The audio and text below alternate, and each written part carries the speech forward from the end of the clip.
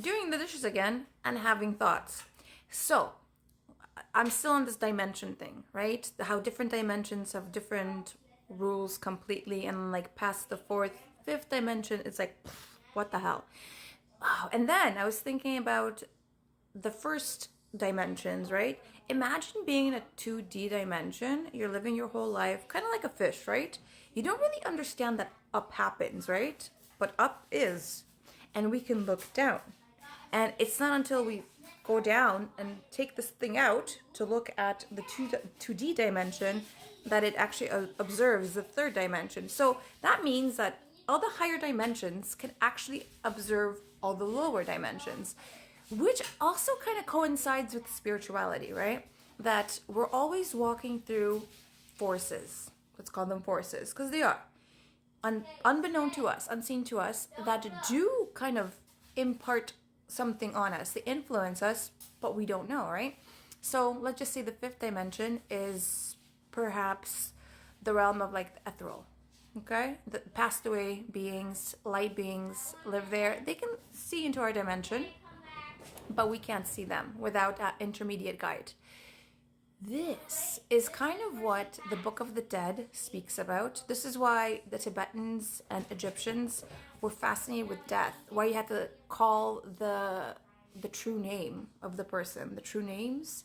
And there's so much more to this that I want to make videos, and I will, because there's actually like a cool theory about ancient Egyptians actually understanding our genome and how DNA works and actually encoding it in the Book of the Dead, so that they're not just actually doing it in like a woo-woo way of calling forth names, which would work anyway, but also like incantations that would affect DNA or physical structure, because we know that vibration words.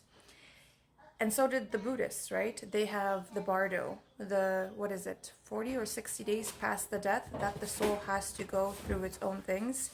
And I do believe that they actually have training for this. This is why you have to die before death, so that when you die, you don't die. It's a Sufi saying.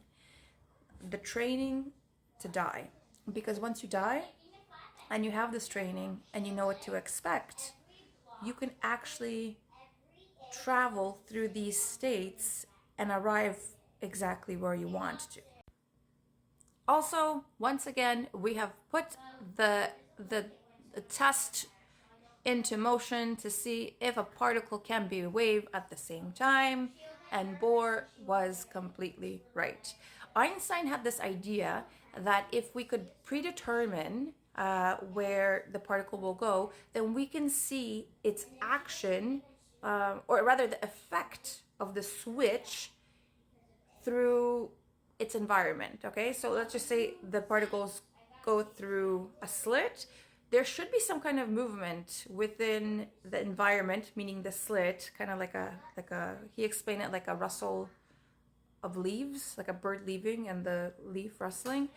So there should be some kind of change. Well, scientists did this, but they slowed down everything to kind of make everything fuzzy with a low beam of light to kind of slow things down.